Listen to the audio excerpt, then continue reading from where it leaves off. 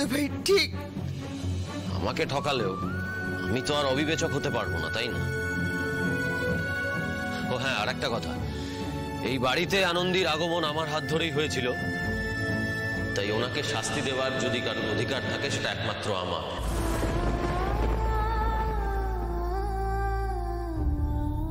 ওনাকে আমি শাস্তি দেব, আর এমন শাস্তি দেব আর কোনোদিন কাউকে ঠকানোর আগে উনি দুবার ভাববেন।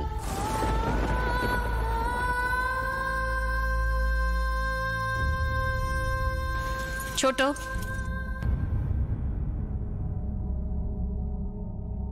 তোমরা কিন্তু আবার বাড়াবাড়ি করছো। এই মেয়ে কিন্তু আমাদের সবাইকে ঠকিয়েছে, এর ফল কিন্তু ভালো হবে না। আনন্দী, তুই যা তো মা, ফুলসজ্জার ঘরে যা। ফুলসজ্জা? আমি যাচ্ছি, সবাইকে বলছি। আবার নতুন করে নাটক শুরু করছো না? আদি একটা ভুল করলো তারপরেও তুই কোথাও যাবি না, চুপচাপ এখানে দাঁড়িয়ে থাক। আনন্দী, আমি তোকে যা বলছি তুই সেটা কর মা। তুই যা ফুলসজ্জার ঘরে। জানিস তো, মানুষের বিশ্বাসে আঘাত লাগলে তার সবটা ভেঙে চুরমার হয়ে যায়। আমার ছেলে তার বিশ্বাসে যাতে আঘাত না লাগে, তার বিশ্বাস যাতে টলে না যায়, সেই দায়িত্ব যে তোকে নিতে হবে মা। তুই যা ফুলসজ্জার ঘরে, আদি আসবে। এত অক্টোবরের মধ্যে কথা হয় না রে মা। আমার সন্তানের মঙ্গলের জন্য আমাকে যা যা করতে হয় আমি তাই করব। আমিও দেখি আজকে কে বাধা দেয় আমাকে। দিদি ভাই, সত্যিটা বলার এই সুযোগ, কিচ্ছু লুকাসটা দিদি। কিন্তু উনি কেন আসবেন বলতে পারো? আমি একটা মুখ্য চক্ষু মানুষ বলে আমার কথার কোনো দাম নেই না রে তোদের কাছে। আমি যখন বলেছি আদি আসবে, তখন আদি আসবে। তনুশ্রী, আমি তো এসেলে তাকি দেশ দুনিয়ার কোনো খোঁজ রাখি না, আমাকে যে যা বলে আমি তাই মেনে নিই। কিন্তু তুই আদি, বাইরের একটা ছেলে এসে তার নিজের মতো করে যা ইচ্ছে বলে দিয়ে চলে গেল, তুই একবারে বিচার বিবেচনা করে দেখলি না, একবার যাচাইটুকু করলি না যে সত্যিটা ঠিক কি? প্লিজ আদি, তোকে যদি সত্যিটা জানতে হয় তাহলে কিন্তু যা করার তোকেই করতে হবে।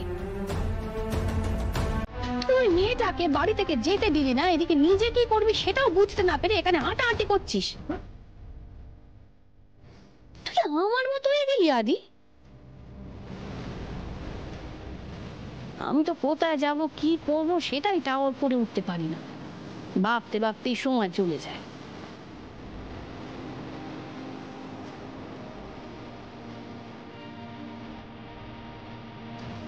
আদি, আমার কথাটা শোন, এইভাবে সময় নষ্ট করিস না।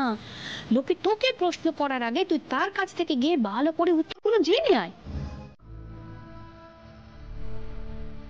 তুই এখনো এখানে দাঁড়িয়ে দাঁড়িয়ে সময় নষ্ট করছিস তো। ওদিকে ওই মেয়েটা কিন্তু নিজের মতো করে যুক্তি সাজাচ্ছে, এরপরে তোকে সেটা বুঝিয়ে দেবে আর তুইও বাধ্য হবি মেনে নিতে। মেনে নিতে বাধ্য হবো মানে? হবি তো, তার কারণ তোর তো তখন আর সঠিকটা জানা হবে না, তাই না? এইভাবে রাত গড়িয়ে সকাল হয়ে যাবে, তারপর দেখবি কালকে সকলের সামনে এসে আর একরকম একটা কথা বলে সবটা গুলিয়ে দিয়েছে। তোরা শাস্তি দেওয়া হবে না আদি। আমার কথা শোন, তাকে নিঃশ্বাস নেবারও সময়টুকু দিস না। তার কাছে যা, তাকে প্রশ্ন কর, তার থেকে কই পেঁচা, সে কেন এমন করলো তোর সঙ্গে, সে কেন এইভাবে ঠকালো তোকে। হ্যাঁ,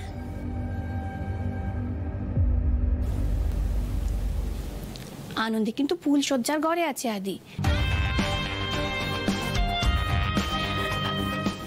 তুইও যা।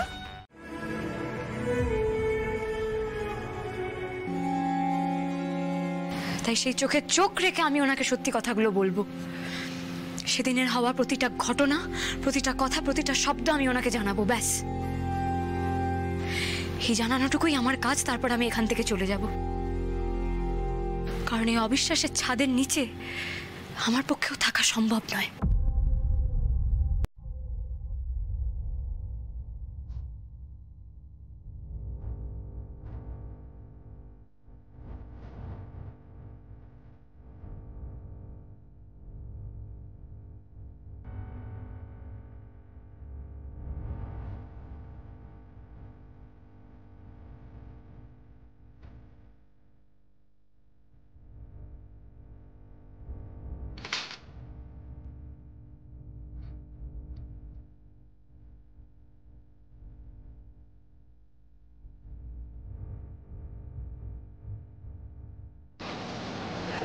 পাকা মাথার গিন্নি তো তুমি ছিলি, কিন্তু আজ দেখলুম পাকা মাথার শাশুড়িও হলে।